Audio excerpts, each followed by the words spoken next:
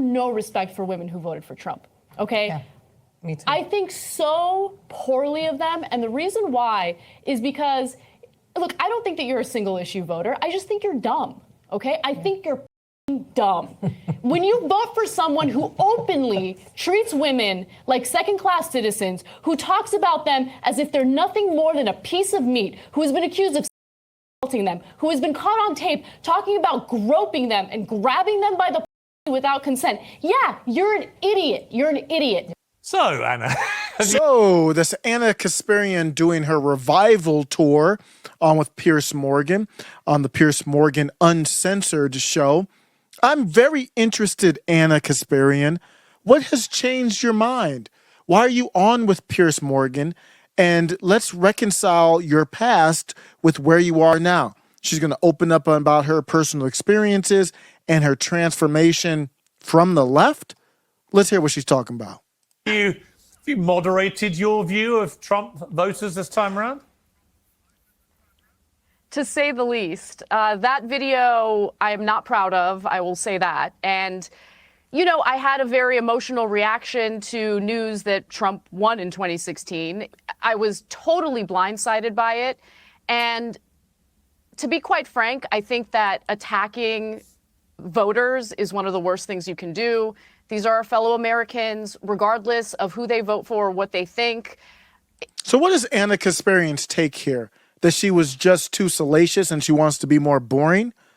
She is not changing the position that she had. Let's listen on more. Ana Kasparian on with Piers Morgan. In order for this great experiment in America to work, we have to respect each other. And so that was 8 years ago. I'd like to think that I've matured since then, and I hope that I can prove that maturity through the work that I do today. You said 5 days before the election, you posted this, I think, to X, I don't support Trump. I also don't think it's helpful to call him a fascist or a Nazi. Those words actually mean something beyond not liking a candidate. I mean, I completely agree with you. And I respected you for saying that. Because actually, the over-demonization of Trump, all it did was help him and damage the left anyway. I mean, listen to Piers Morgan and Ana Kasparian closely. All they're saying is, I don't want to be mean to Trump supporters. I still think you're stupid. That's what they're saying. I still think you're stupid, but I don't think it's helpful to call you stupid. I reject this. It was an act of self-harm because most reasonable-minded people went, well, hang on, Hitler killed 12 million people. What are you talking about? And if he was such a terrible fascist, why didn't he behave like a fascist for 4 years when he had the chance? And the truth is he didn't. You know, January 6th was awful, and I wrote that at the time and said it at the time. But other than that, where you could construct an argument for this was the kind of thing you would see in a sort of a banana republic, there's nothing about Trump's first term which screamed fascism to me. And I felt that persistent attack and he's the new Hitler was just ludicrous. Mm-hmm. Well, it's insulting for like the Jewish community that, of course, was victimized by Hitler.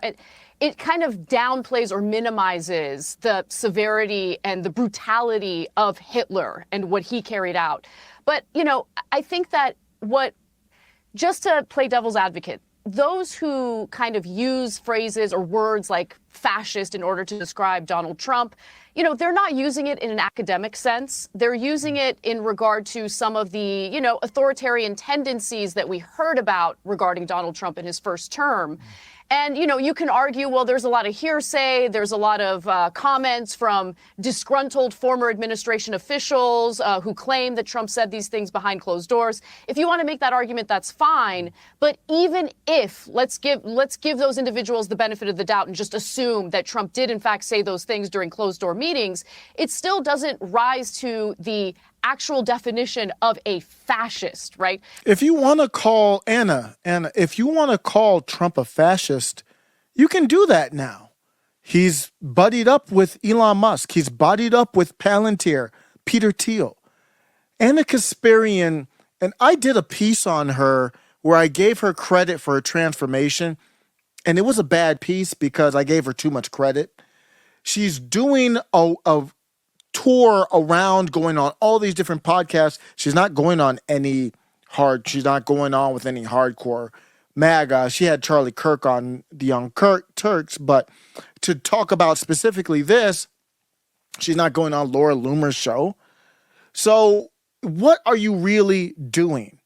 What you're doing is, well, Ana Kasparian, same with Tulsi Gabbard, saw that the wind was shifting where people weren't buying into the woke stuff as much. People didn't want to see necessarily children getting read books by men dressed up as women. Why would they want to see that?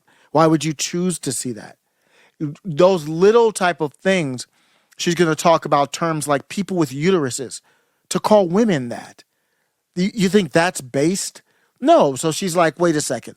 The audience isn't there. This is not a long-term investment. So let me rehabilitate or pivot my position.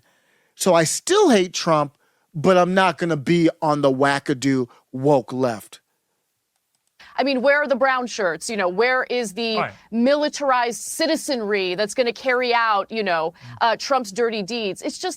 It's a type of hyperbole that I don't think Democrats, and I'm not talking about the voters, I'm talking about Democrats in positions of power, genuinely believed. I think what they did is use tactics of fear and division in order to accumulate votes and support in lieu of having an actual imagination of what this country could be if they implement policies that make the lives of ordinary Americans better. The Democrats have made a deal with the devil, and the devil is their corporate donors.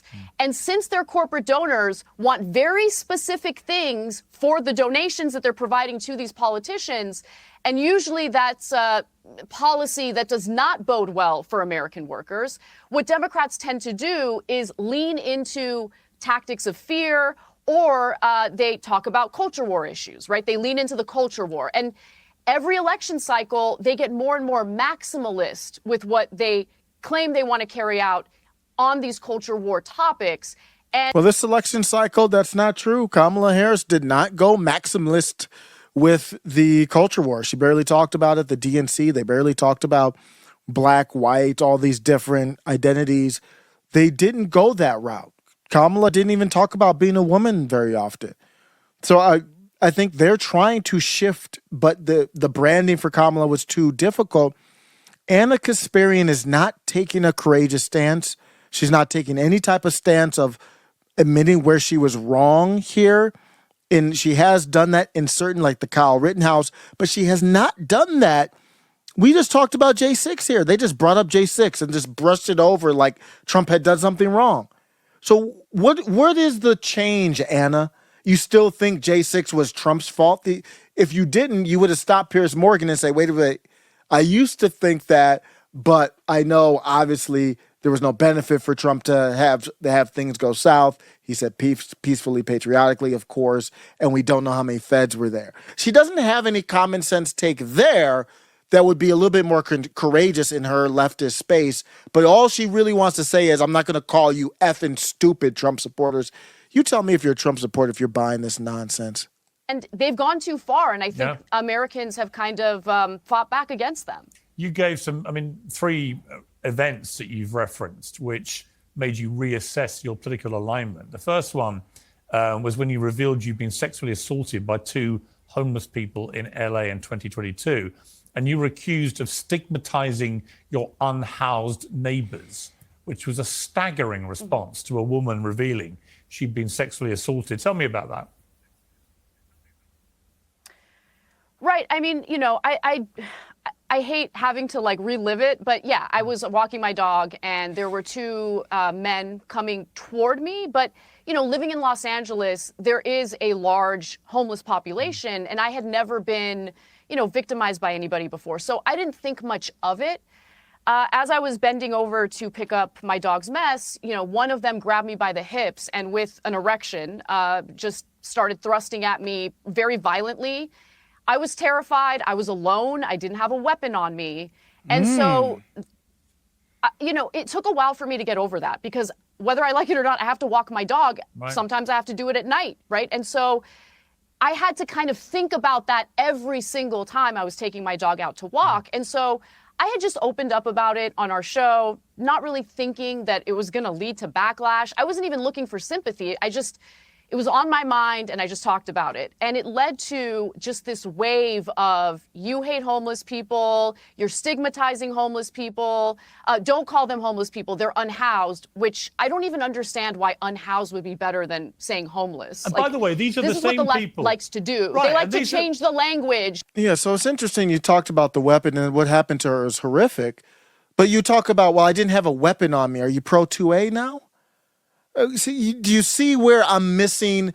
I need the extra steps. I need you to flesh that out for me. That doesn't mean you have to carry a 2A weapon with you, but are you now in the standpoint where at least you can see the argument on the other side? If you're a populist leftist, you should be pro 2A anyway. You should be pro Bill of Rights, pro freedom of speech.